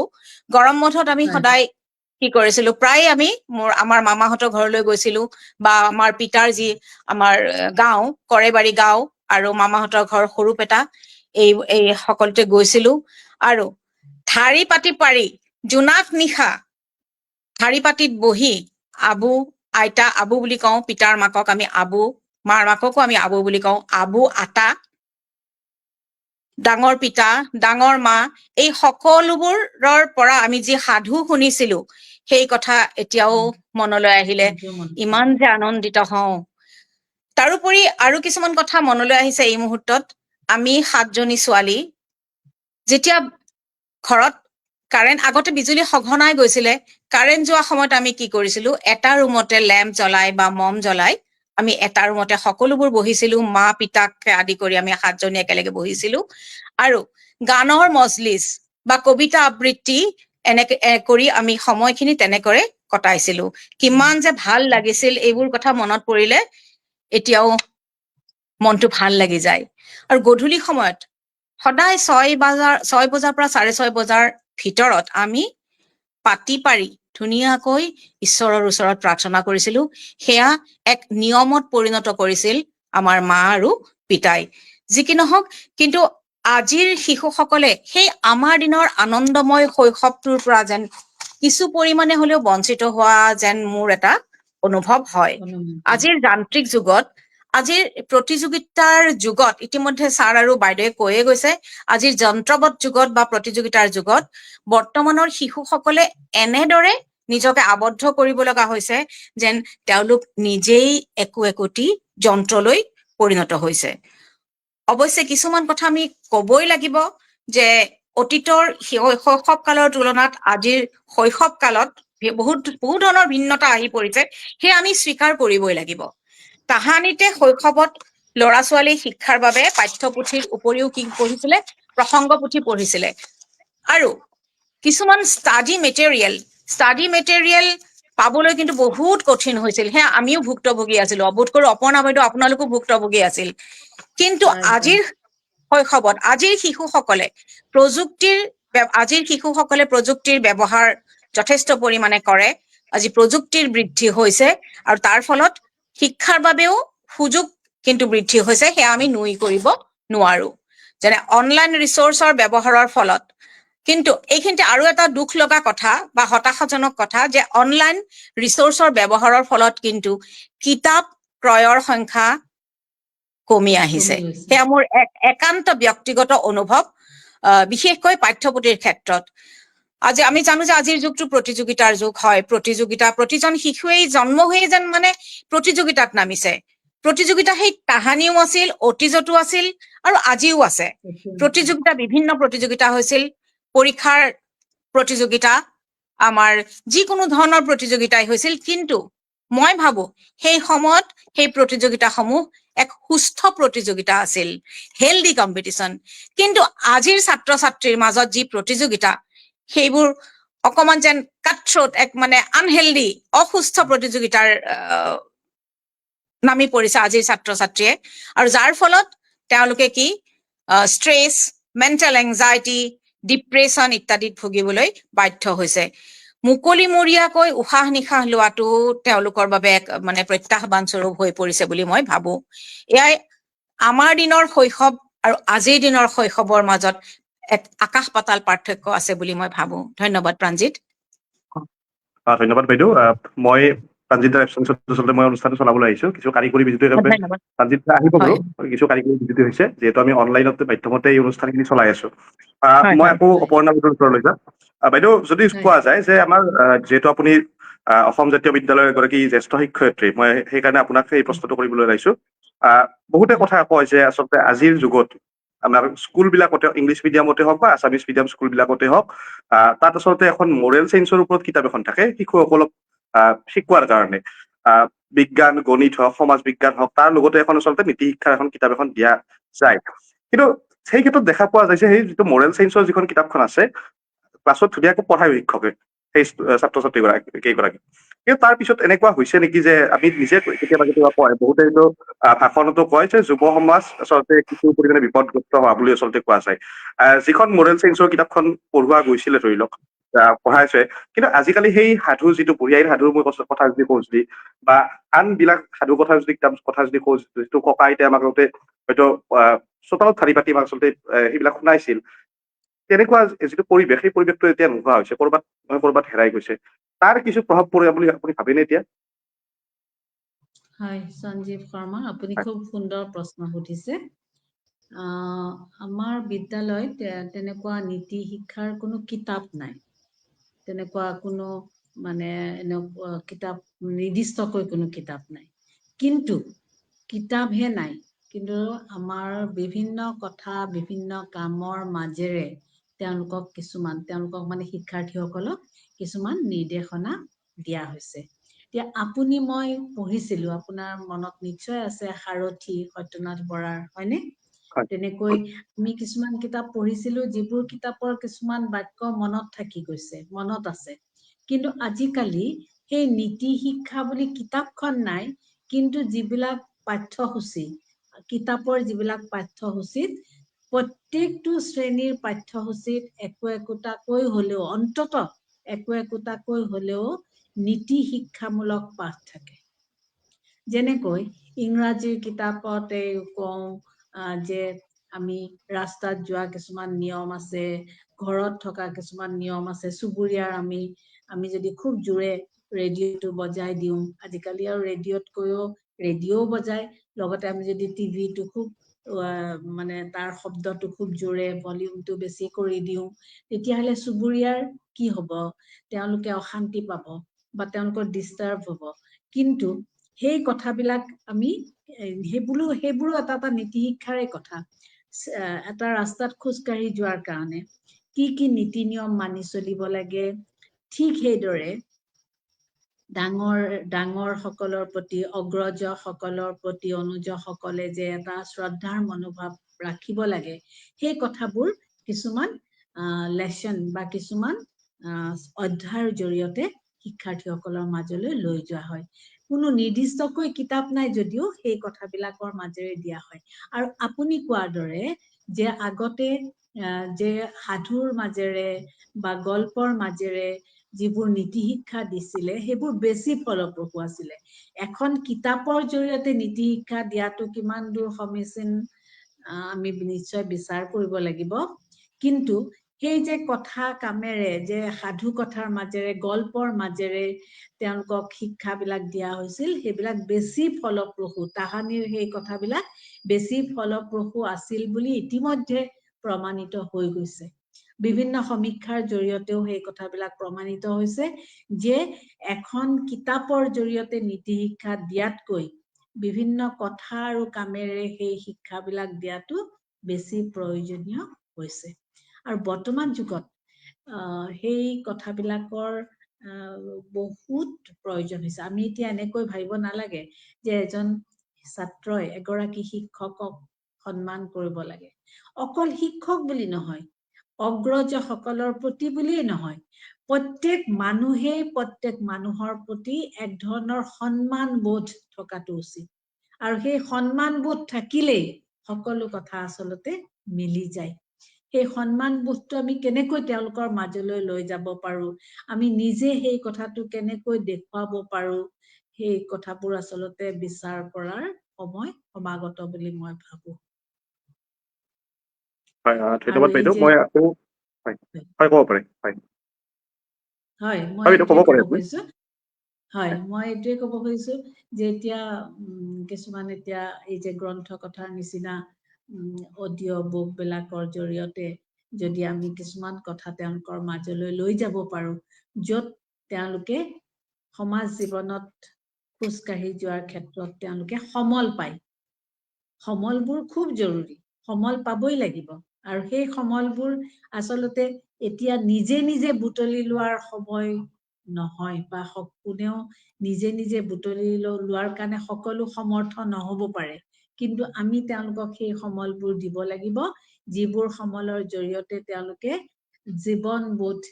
জীৱনবোধৰ এটা শিক্ষা লাভ কৰে। হয়, ধন্যবাদ বাইদেউ। মই যিহেতু আচলতে আমাৰ টিম গ্ৰন্থ কথাৰ পৰা আচলতে কমেণ্ট এটা আহিছে, উৎপলা বাইদেউৰ পৰা কিছু কথা জানিব বিচাৰিছো। মই বাইদেউক ওচৰলৈ যাওঁ, আপোনাৰ ওচৰলৈ। যিহেতু আচলতে এতিয়া আমি যদি কওঁ যে পৰিয়াল বুলি কোৱাৰ লগে লগে ইতিমধ্যে উপৰোক্ত বক্তাসকলে ইতিমধ্যে কৈ গৈছে যে আগৰ সময়খিনি হয়, মাইক্ৰফোনখিনি অফ কৰি ল'ব নেকি, যদি বেয়া নাপায়। মই যদি কওঁ যেতিয়াবা বহুতে আচলতে কৈ গৈছে উপৰোক্ত বক্তাসকলে যে আমি কি হয় যে আগতে পৰিয়ালটো যৌথ পৰিয়াল আছিলে, এতিয়া হয়তো একক পৰিয়াল। বহুত মাক দেউতাকে আচলতে ল'ৰা ছোৱালী কেৰিয়াৰক লৈ এতিয়া ব্যস্ত হৈ পৰিছে। ক'ৰবাত নহয় ক'ৰবাত এই আগতে কৈও কোৱা হৈছে যে ভাত খোৱাৰ সময়খিনিতো আচলতে ল'ৰা বা ছোৱালীজনীক আচলতে মোবাইল ফোনটো দি পেলাই ভাত খুৱাব লগা হৈছে। আমিও সেই তাহানিৰ সেই দিনসমূহ আচলতে আমি পাৰ কৰি আহিছো। আমি সেই সময়ত যিটো কাৰ্টুন চাইছিলো, সেই সময়ত যিটো আজি যেনেকে টেলিভিছন চেনেলত যেনেকে আচলতে কাৰ্টুন বুলি চেনেল এটা আছিল, তেনেকুৱা হয়তো নাছিল। তেতিয়া DD নেশ্যনেল বা আমাৰ যিটো দূৰদৰ্শন কেন্দ্ৰ গুৱাহাটী, সেই চেনেল দুটা আমি চাব পাইছিলো। তাৰ পিছতো কিন্তু সেই সময়খিনিত ল'ৰা ছোৱালীৰ লগত ক্ৰিকেট খেলা, ল'ৰা ছোৱালীৰ লগত লগৰ সমনীয়াৰ লগত আড্ডা মৰা, আম খাব যোৱা, বা এনেকুৱা ধৰণৰ খানা বা এনেকুৱা ধৰণৰ আচলতে সেই সময়খিনিতো আচলতে আমাৰ এটা পৰ্যায় চলি আহিছিল। যদি সমাজ বুলি কোৱা যায়, প্ৰথম পৰ্যায়ত যদি চাওঁ, যদি ল'ৰা বা ছোৱালীজনীৰ কাৰণে সমাজখন আছিল, তেওঁলোকৰ সেই বিদ্যালয়খন বা সেই গাঁওখনত থকা তেওঁলোকৰ সেই একে বয়সৰ যিখিনি সমনীয়াখিনি আছিল, তেওঁলোকৰ সেই সমনীয়াখিনিৰ লগত কথা পাতি তেওঁলোকে যোগাত্মকভাৱে যি কাম নকৰক কিয়, সৰু কামেই হওক বা এইটো ডাঙৰ কামেই হওক, তেওঁলোকে যোগাত্মকভাৱে আচলতে কামখিনি কৰিব পাৰে। কিন্তু আজিৰ সময়ছোৱাত যদি এনেকুৱা হৈছে যে ল'ৰা বা ছোৱালী যদি স্কুললৈ গৈছে, বিদ্যালয়লৈ গৈছে, গৈ পেলাই এনেকুৱা হয় যে তাত যিখিনি ল'ৰা ছোৱালীক লগ পালে, তেওঁলোকৰ হয়তো ঘৰৰ পৰা ডিষ্টেন্সটো বহুত বেছি। তেওঁলোক ঘৰত আহি পেলাই নিজৰ আকৌ পঢ়া কামত দায়িত্বত আচলতে তাত আচলতে ব্যস্ত হৈ থাকিব লগা হয়। কোনোবা হয়তো অনলাইনত আচলতে এডমিশ্যন ল'ব লৈছে, অনলাইন কোচিং কৰি আছে, এনেকুৱা হয়। ত' মই আপোনাক এই কথাটো ক'ব বিচাৰিছো যে ল'ৰা বা ছোৱালীজনী যদি মেণ্টেল ডেভেলপমেণ্ট হ'ব লগা হয়, প্ৰথম লাগিব আমাক ছ'চাইটিখন, সমাজখন লাগিব। কিন্তু এতিয়াৰ ক্ষেত্ৰত যদি চোৱা যায়, আজিৰ যিসমূহ আচলতে ল'ৰা ছোৱালী এতিয়া ওলাই আহিছে, তেওঁলোকে হয়তো সেই সমাজখনৰ কথা আপুনি ভাবেনে যে তেওঁলোকে বহুতখিনি গম পায়, বা তেওঁলোকে আচলতে এই মোবাইল ফোনটোৰ ভিতৰতে তেওঁলোকে আবদ্ধ হৈ আছে নেকি? যিসমূহ মই অনলাইনৰ যিটো আচলতে কথা কৈছিলো ইতিমধ্যে, তাৰ ভিতৰত তেওঁলোকে আবদ্ধ হৈ আছে নেকি? খুব সুন্দৰ কথাটো। মই আচলতে দীৰ্ঘদিন ধৰি প্ৰায় 2011 চনৰ পৰা কলেজত শিক্ষকতা কৰি আছো। গতিকে বাইদেউৰ নিচিনা, অপৰ্ণা বাইদেউৰ নিচিনা শিশুৰ লগত মোৰ এটাচমেণ্টটো কম। গতিকে কিন্তু যোৱা 6 বছৰ ধৰি, 6 বছৰ নহয় প্ৰায় 7 বছৰ বুলিয়ে ক'ব লাগিব, মই এটি 6 বছৰীয়া শিশুৰ মাতৃ। গতিকে মই এতিয়া দুটা দিশত মোৰ কথাখিনি মই ক'ব বিচাৰিম, এগৰাকী মাতৃ হিচাপে আৰু এগৰাকী অধ্যাপক হিচাপে।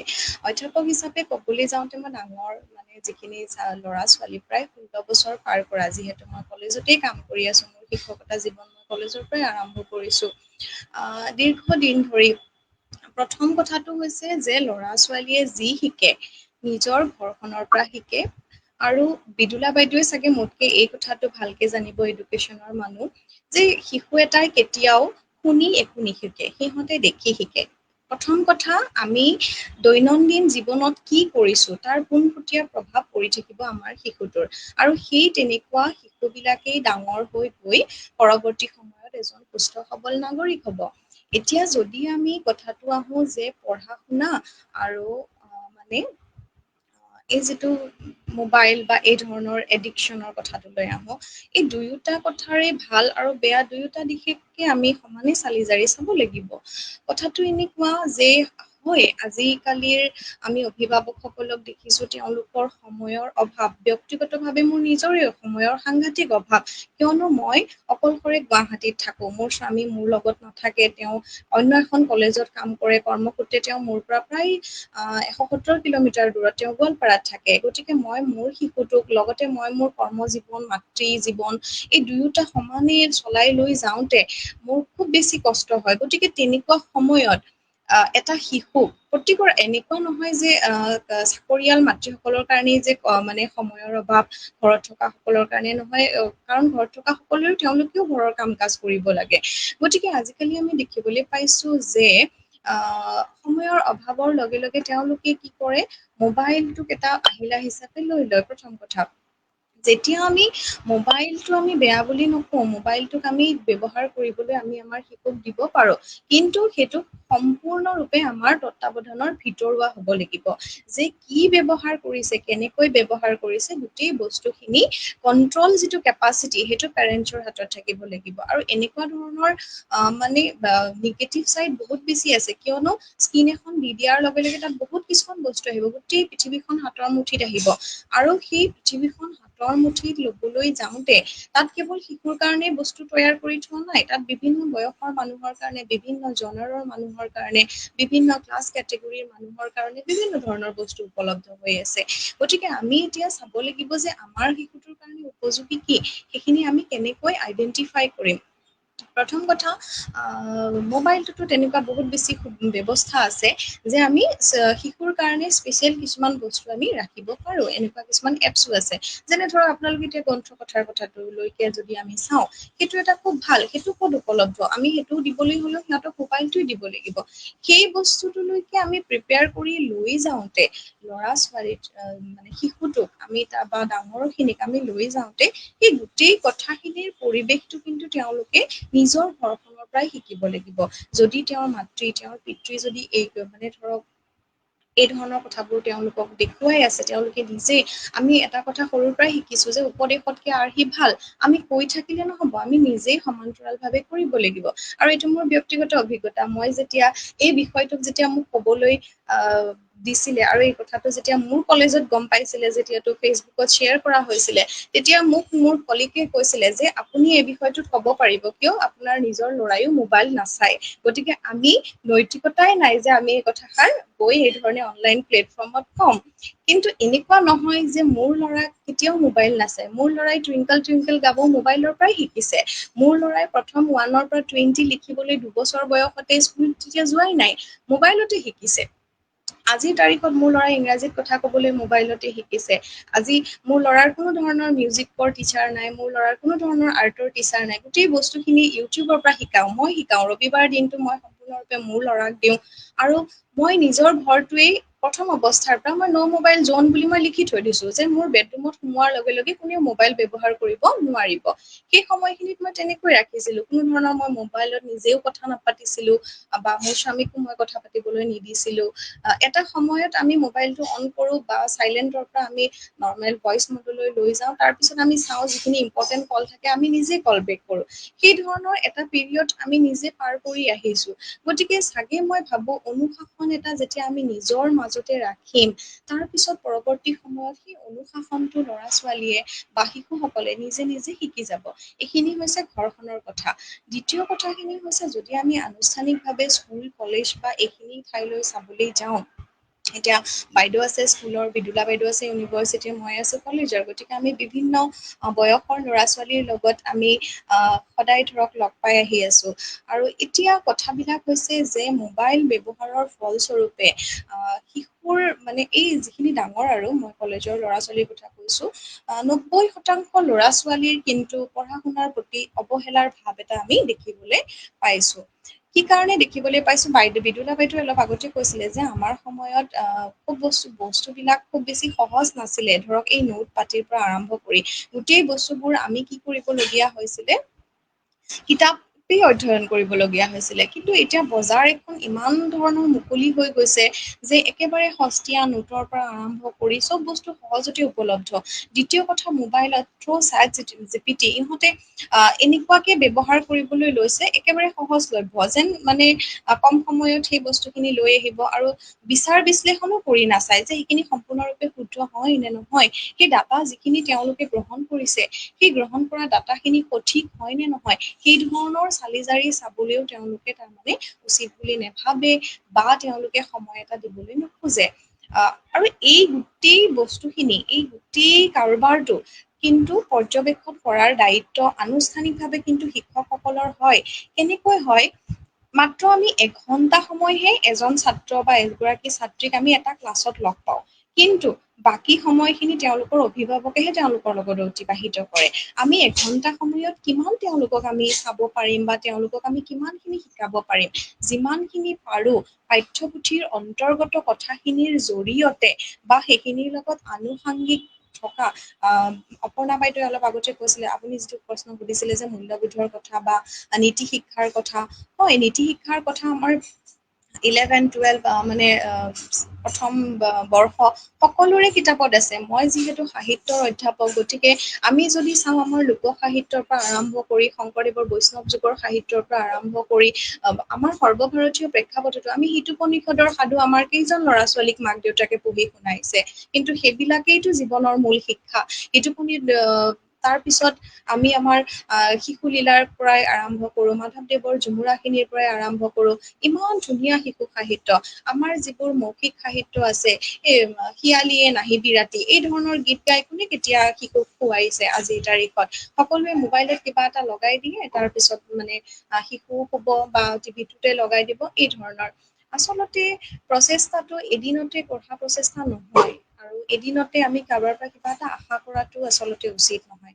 আমি সমান্তৰালভাৱে এটা ক্ৰনলজি এটা মেইনটেইন কৰিব লাগিব। আমি দুয়োটা, এনেকুৱা নহয় যে আজিৰ তাৰিখত আমাক টেকনলজিও লাগিব, আজিৰ তাৰিখত আমাক আমাৰ সংস্কৃতিও লাগিব। দুয়োটা আমি সমান্তৰালভাৱে যদি আগবঢ়াই লৈ যাব পাৰো, আজিৰ শিশু ভৱিষ্যতৰ নাগৰিক সকলোৱে সঠিক মূল্যবোধ আৰু নৈতিক শিক্ষাৰ দ্বাৰা কিন্তু শিক্ষিত হ'ব বুলি মই বিশ্বাস কৰো। ধন্যবাদ। ধন্যবাদ জনাইছো বাইদেউ। মই আকৌ জয়চন্দ্ৰ নাথ ছাৰৰ ওচৰলৈ যাম। ছাৰে যথেষ্টখিনি কথা আমাক ইতিমধ্যে ক'লে আজিৰ অনুষ্ঠানটোৰ বিষয়ে। মই এটা কমেণ্ট এটা ল'ব বিচাৰিছো যে আমাৰ গ্ৰন্থ কথাৰ যি আচলতে সঞ্চালক অশোক নাথ ডাঙৰীয়াই কমেণ্ট এটা দিছে। মই সেই প্ৰশ্নটো ছাৰক আচলতে কৰিম যে কিতাপ পুথিৰ উপৰিও সম্প্ৰতি জনপ্ৰিয় হোৱা শ্ৰাব্য গ্ৰন্থই শিশুৰ বিকাশত কিদৰে সহায় কৰিব পাৰে। মই এই প্ৰশ্নটো এইটো কাৰণে লৈছো যে যিহেতু আমি আচলতে গ্ৰন্থ কথা যি আচলতে আমি অনুষ্ঠানটো এটা আৰম্ভ কৰিছো, গ্ৰন্থ কথা জৰিয়তে আচলতে আমি অসমীয়া ভাষাৰ ওপৰত যথেষ্টখিনি গুৰুত্ব দিছো, যাৰ কাৰণে আচলতে এই প্ৰশ্নটো মই ল'ব লগা হৈছে। আৰু মই এতিয়া জয়চন্দ্ৰ নাথ ছাৰৰ ওচৰলৈ যাম। কি ক'ব ছাৰ আপুনি? মাইক্ৰফোনটো আপোনাৰ অফ হৈ আছে। হয়, ক'ব পাৰে।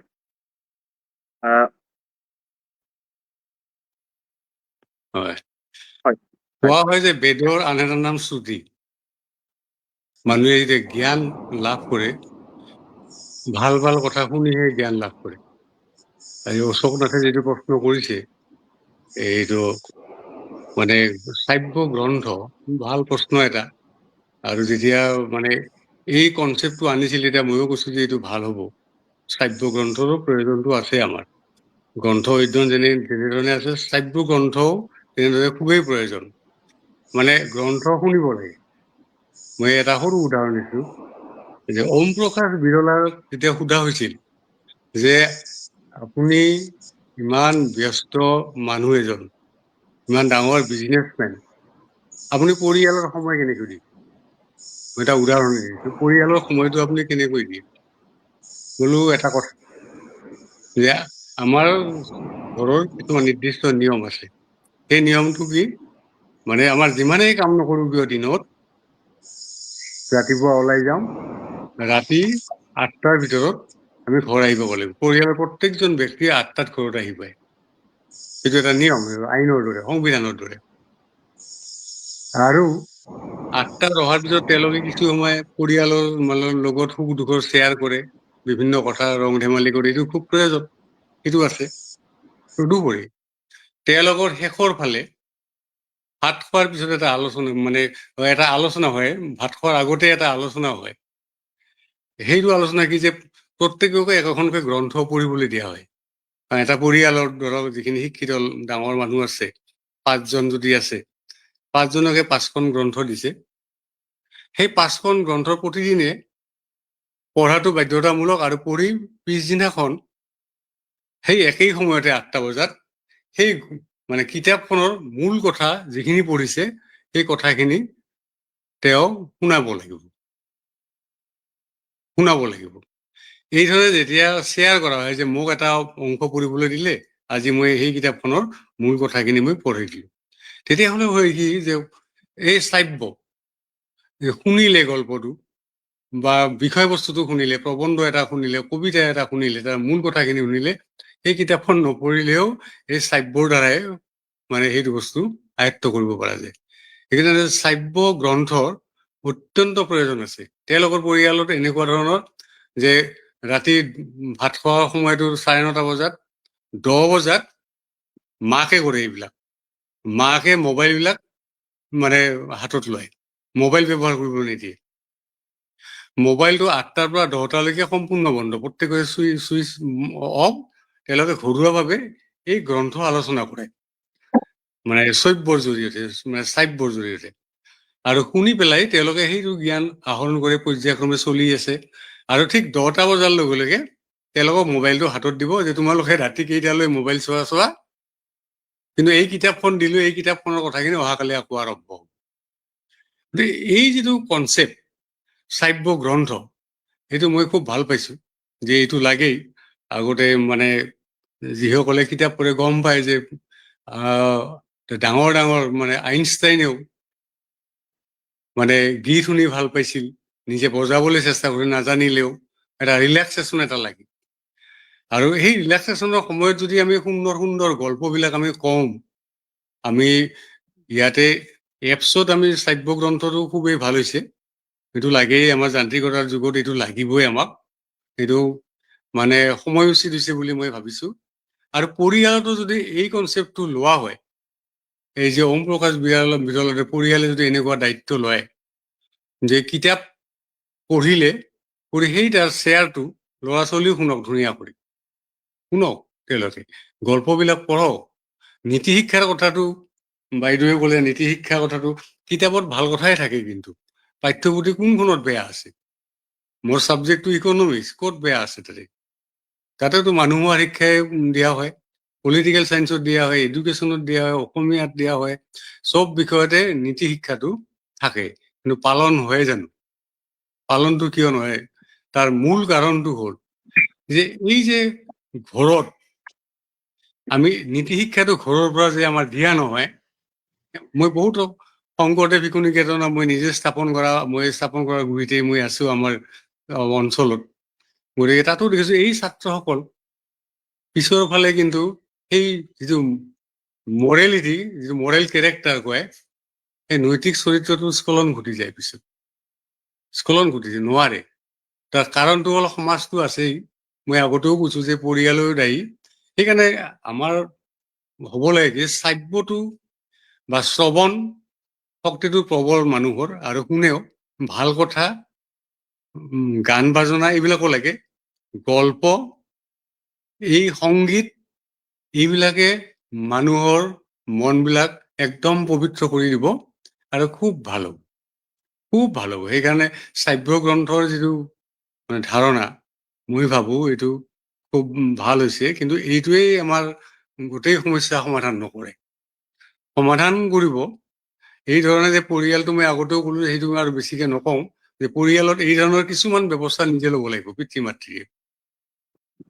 তদুপৰি গ্ৰন্থ বাছনিটো, নিৰ্বাচন, যধে মতে গ্ৰন্থ পঢ়িলে নহ'ব। কিন্তু বাইদেউসকলে মোবাইলত কেনেকে ব্যৱহাৰ কৰিব লাগে, সেইটো সুন্দৰ কথা, সেইবিলাকৰ কথা মই আৰু নকওঁ। আৰু সেইটো লাগিবই, সময়ৰ লগত আমি খাপ খাবৰ কাৰণে আমি আগবাঢ়ি যাবই লাগিব। কিন্তু গ্ৰন্থ যিটো নিৰ্বাচন, এই গ্ৰন্থ নিৰ্বাচনটো খুব ডাঙৰ কথা। ল'ৰা ছোৱালীক গ্ৰন্থ নিৰ্বাচন কৰি পেলাই তেওঁলোকে সেইবিলাক পঢ়াৰ কাৰণে আগ্ৰহ কৰিব লাগিব।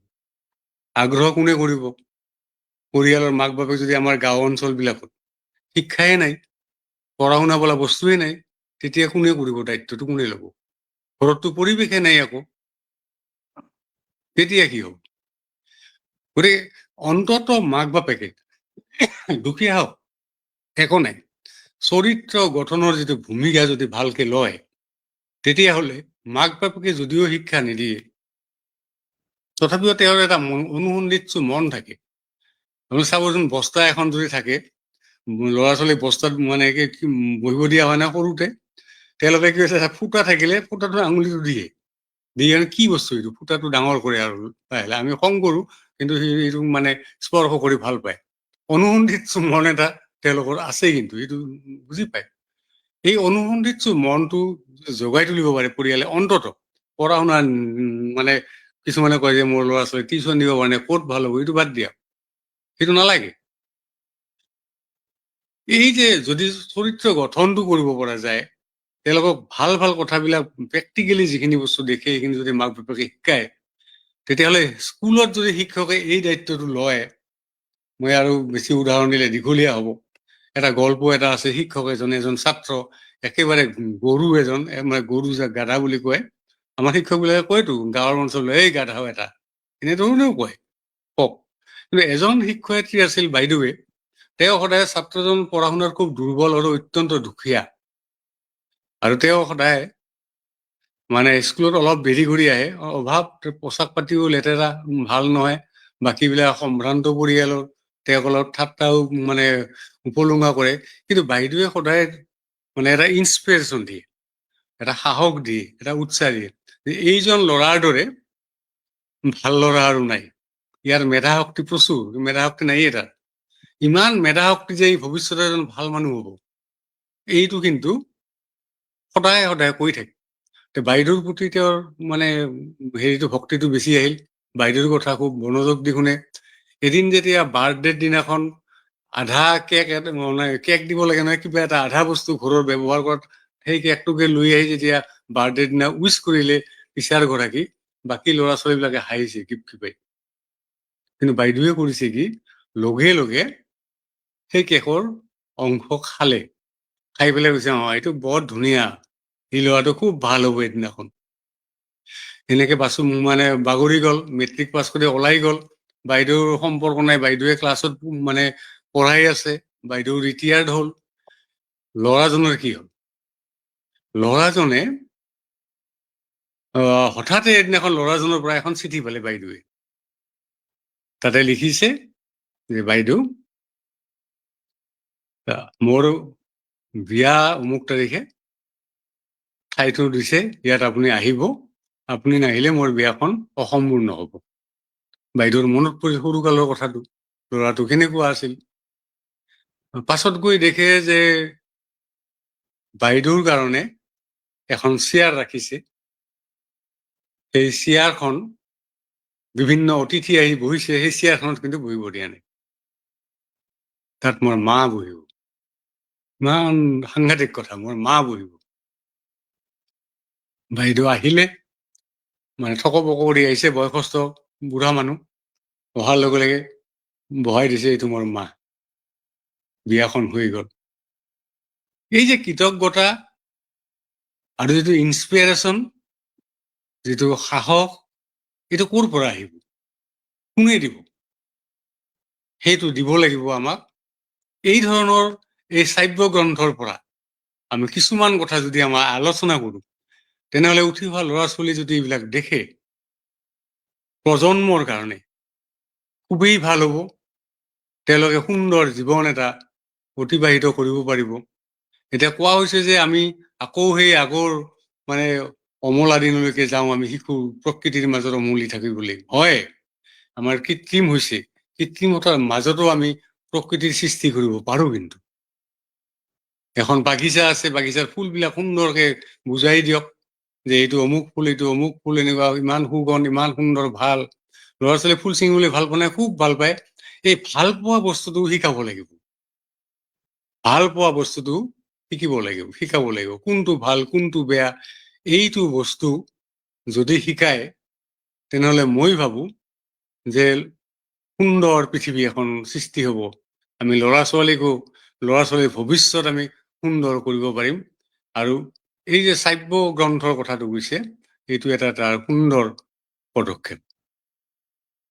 হয়, ধন্যবাদ জনাইছো। মই বিদুলা শৰ্মা বাইদেউৰ ওচৰলৈ যাম, কিন্তু তাৰ আগত মই কেইটামান কমেণ্ট আহিছে, কমেণ্ট কেইটা মই পঢ়িলো আচলতে। আৰু অনুষ্ঠান যিহেতু আমাৰ এঘণ্টা হৈ গ'ল, আমি অনুষ্ঠানটো শেষ কৰিব লাগিব। মই কেইটামান কমেণ্ট আচলতে মাতি দিম আজি। আচলতে ভৱেশ দাস তেখেতে আচলতে কমেণ্ট কৰিছে, গ্ৰন্থকথাৰ মুখ্য সম্পাদক, কেৰিয়াৰ গঢ়িবলৈ গৈ শিশুসকলে হেৰুৱালে শৈশৱ। আৰু এইটো কথাটো আচলতে আজিৰ যুগত সঁচা কথা। এইটো এটা ডক্টৰ বুলজিৎ বুঢ়াগোহাঁই, হয়, ডক্টৰ বুলজিৎ বুঢ়াগোহাঁই, তেখেত কেৰিয়াৰ কাউন্সিলৰ, তেখেতে কৈছে যে আজিকালি প্ৰযুক্তিৰ উন্নতিৰ লগে লগে মোবাইল ফোন শিশু সমাজৰ জীৱনত গুৰুত্বপূৰ্ণ ভূমিকা লৈছে। বিশেষকৈ মোবাইল গেমৰ প্ৰতি অতিমাত্ৰা আসক্তিয়ে শিশুৰ স্বাস্থ্য, শিক্ষা আৰু আচাৰ ব্যৱহাৰত নানাবিধ নেতিবাচক প্ৰভাৱ পেলাইছে। এই আসক্তিয়ে শিশুৰ আচাৰ ব্যৱহাৰতো পৰিৱৰ্তনে তেওঁলোকে বন্ধুসকলৰ সৈতে সময় কটাবলৈ অনাগ্ৰহী হৈ পৰে আৰু সামাজিক কাৰ্যকলাপৰ পৰা আঁতৰি পৰে। ফলস্বৰূপে মানসিক স্বাস্থ্যতো বিৰূপ প্ৰভাৱ পৰে। গতিকে তেখেতকো মই ধন্যবাদ জনাইছো আচলতে, ডক্টৰ বুলজিৎ বুঢ়াগোহাঁই ছাৰ। আকৌ মই কেইটামান কমেণ্ট পঢ়াই দিছো যে ডক্টৰ যুগব্ৰত দাস, তেখেতে লিখিছে যে পিতৃ মাতৃৰ আধৰুৱা সপোন সন্তানৰ দ্বাৰা পূৰণ কৰিব খোজাৰ প্ৰৱণতা ত্যাগ কৰি শিশুসকলক নিজৰ পাৰদৰ্শিতা অনুযায়ী আগবাঢ়ি যাবলৈ উৎসাহিত কৰা উচিত। হয়, ধন্যবাদ আপোনাৰ এই সুন্দৰ কমেণ্টৰ কাৰণে আচলতে। তাৰপিছত মই কিশোৰী মোহন ৰয় এটা কমেণ্ট এটা আমাক আগবঢ়াইছে যে কৰোণা কালত লকডাউন পিৰিয়ডত মোবাইলৰ সহায়ত অনলাইন জৰিয়তে, অৰ্থাৎ মোবাইলৰ জৰিয়তে পাঠ্যক্ৰমৰ ব্যৱস্থা কৰিছিল, যাৰ ফলত ছাত্ৰ ছাত্ৰীৰ হাতত মোবাইল ফোন তুলি দিব লগা হৈছিল। ইও কিছু হলেও ল'ৰা ছোৱালীসকলৰ পৰা বা ছাত্ৰ ছাত্ৰীসকলৰ মোবাইল প্ৰীতি ইন্ধন যোগোৱা নাছিল নে, নাইবা সেই মোবাইল প্ৰীতি তেতিয়াৰ পৰাই ৰৈ গ'ল নেকি? আনহাতে মোবাইল আসক্ত কমাবলৈ হলে প্ৰথম অভিভাৱকসকলেহে সচেতন হ'ব লাগিব বুলি মই অনুভৱ কৰো। মই এতিয়া ডক্টৰ বিদুলা শৰ্মা বাইদেউৰ ওচৰলৈ যাম। যিহেতু আচলতে বিদুলা শৰ্মা বাইদেউ হওক বা অপৰ্ণা বাইদেউ হওক, আচলতে আমাৰ নিচিনা যিটো আচলতে ইউথ জেনেৰেশ্যনৰ লগত থাকিয়ে ভাল পায়। আৰু বাইদেউ এটা অনুষ্ঠানত এটা কথা কৈছিল যে মই যদিও মানে বৃদ্ধ, কিন্তু মোৰ মনটো সদায় ইউথ হৈ থাকে, কাৰণ মই ইউথৰ লগত থাকি ভাল পাওঁ। এটা অনুষ্ঠানত আমাক সেই কথাখিনি বাইদেৱে কৈছিল। দেখা গৈছিল যে যদি কোৱা যায় বাইদেউ, হয়, সেইটো কথা কৈছিল যে 2 বছৰমান আগতে, হয়, মোৰ মনত পৰিছে, মোৰ এটা অনুষ্ঠানতে আপুনি কৈছিলে এই কথাখিনি। মই এতিয়া কথাটো ক'ব গৈছো যে যিহেতু আপুনি MA ক্লাছৰ এগৰাকী সহকাৰী অধ্যাপিকা গুৱাহাটী বিশ্ববিদ্যালয়ৰ, আজিকালি এনেকুৱা হয় বাইদেউ যে মই মাক দেউতাকৰ কথাখিনিয়ে ক'ব গৈছো যে মাক দেউতাক সন্তানক লৈ যথেষ্টখিনি যদি চাওঁ, যদি বহুখিনি বেছি চিন্তিত মাক দেউতাকে।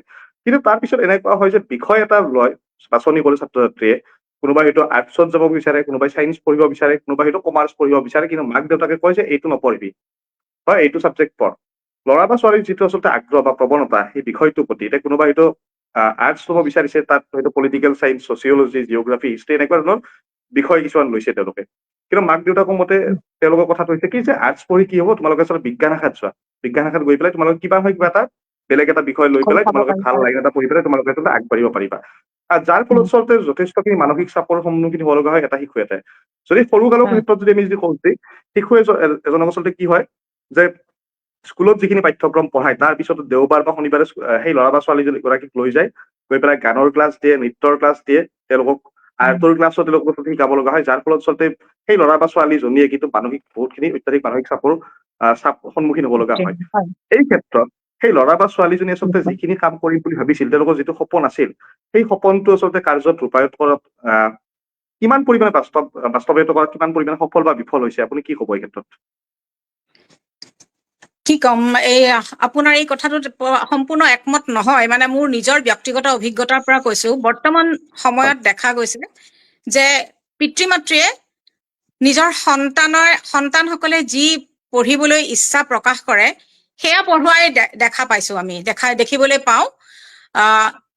ইয়াৰ মাজৰ সময়ছোৱাত হয়তো এনেকুৱা এটা আছিল, পিতৃ মাতৃৰ চাপ আছিল, নহয় নে? অপৰ্ণাই কি ক'ব, হয় নে নহয়? আমি প্ৰায় দেখিছো যে ল'ৰা ছোৱালী যি পঢ়িব খুজিছে, যেনে মোৰ ল'ৰা ছোৱালীৰ ক্ষেত্ৰতে কওঁ, তেওঁলোকে কলা শাখাত মেট্ৰিকত যথেষ্ট ভাল কৰিছিল যদিও তেওঁলোকে কলা শাখাত পঢ়িম বুলি কৈছিলে, বা মোৰ সন্তানে ছচিয়লজি বা পলিটিকেল চাইন্সত মেজৰ ল'ম বুলি কৈছিলে, অনাৰ্ছ ল'ম বুলি কৈছিলে। ঠিক আছে, আমি কোনো ধৰণৰ চাপৰ সৃষ্টি কৰা নাই। তথাপিও বাইদেউ মই বহুত এইটো কথা ক'ব গৈছো যে কিছুমান অভিভাৱক আছে এতিয়াও, কিন্তু তেওঁলোক এতিয়াও আছে, হয়, মই সেইখিনি কথা ক'ব গৈছো।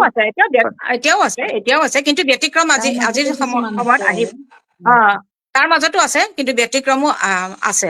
আৰু এইখিনিতে মই আপোনালোকৰ এই গ্ৰন্থকথা এপটোৰ বিষয়ে অলপ ক'ব বিচাৰিছো। যে আজিৰ বিজ্ঞান প্ৰযুক্তিৰ যুগত শ্ৰাব্য গ্ৰন্থ যি অলপ আগতে ছাৰে ক'লে মানে যাক মানে আমি অডিঅ' বুক বুলি কওঁ, এই অডিঅ' বুকটো এক নতুন আৰু প্ৰভাৱশালী মাধ্যম হিচাপে আত্মপ্ৰকাশ কৰিছে ৰাইজৰ আগত। বিশেষকৈ শিশুসকলৰ মানসিক বিকাশৰ বাবে এই শ্ৰাব্য গ্ৰন্থ মাধ্যমটো যথেষ্ট পৰিমাণে উপকাৰী বুলি আমি ক'ব পাৰো। শ্ৰাব্য শব্দটোৰ অৰ্থই হ'ল কাণেৰে শুনা পোৱা। শ্ৰাব্য গ্ৰন্থত কোনো বিষয়বস্তু, সাধু কথা, প্ৰবন্ধ, গল্প বা যিয়েই নহওক ইত্যাদিবোৰ পাঠ কৰা হয় আৰু সৰ্বসাধাৰণ ৰাইজে সেইবোৰ শুনিব পাৰে। মই যিহেতু শিক্ষাৰ সৈতে জড়িত, এইখিনিতে মই ক'ব বিচাৰিছো যে পঠন ক্ৰিয়া বা পাঠ ক্ৰিয়া, ৰিডিং প্ৰচেছ 2 প্ৰকাৰৰ আছে। 1 নম্বৰটো হ'ল নীৰৱ পঠন, যাক চাইলেণ্ট ৰিডিং বুলি কওঁ, আৰু আনটো হ'ল সৰৱ পঠন, লাউড ৰিডিং। মই ভাবো যে এই শ্ৰাব্য গ্ৰন্থ এই লাউড ৰিডিঙৰ অন্তৰ্ভুক্ত এক বিষয়বস্তু বুলি আমি নদি ক'ব পাৰো। গতিকে এইখিনিতে আমি এই যে গ্ৰন্থ কথা যাৰ জৰিয়তে আমি এই আলোচনা চক্ৰত মিলিত হৈছো, এই গ্ৰন্থ কথা নামৰ শ্ৰাব্য গ্ৰন্থ এপটোৰ কথা বিশেষভাৱে মই উল্লেখ কৰিব বিচাৰিছো এইখিনিতে, আৰু এই এপটোক ধন্যবাদ জনাইছো। কাৰণ এইটো মাধ্যমে অসমীয়া সাহিত্য জগতৰ বিভিন্ন দিশ সাঙুৰি লৈছে। আজিৰ প্ৰজন্মই ক'বলৈ মোৰ দুখো লাগিছে, আজিৰ প্ৰজন্মৰ বহুতেই লক্ষ্মীনাথ বেজবৰুৱাদেৱৰ সাধুকথাৰ কথা নাজানে, পুৰণি সাধুকথাৰ কথা নাজানে, জ্যোতিপ্ৰসাদ আগৰৱালা, ৰূপ কোঁৱৰৰ শিশু কবিতাৰ কথা নাজানে, বিষ্ণুপ্ৰসাদ ৰাভাৰ গল্প, কবিতা, প্ৰবন্ধৰ কথা নাজানে।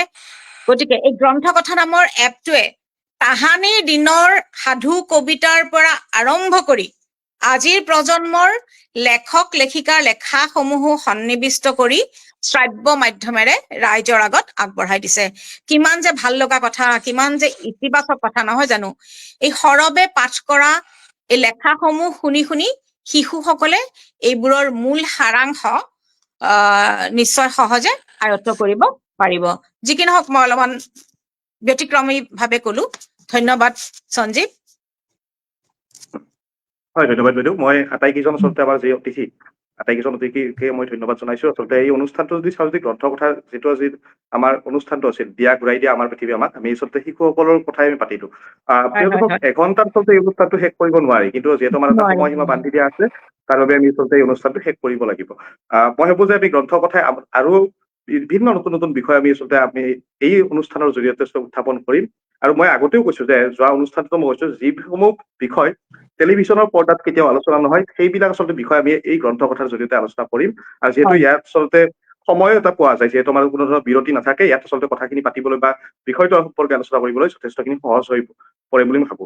মই আটাইকে ধন্যবাদ জনাইছো আৰু এই অনুষ্ঠানটো ইয়াতে সমাপ্ত বুলি ঘোষণা কৰিছো। ধন্যবাদ। সকলোলৈ ধন্যবাদ জনাইছো। শুভৰাত্ৰি। বহুত কথা জানিলো।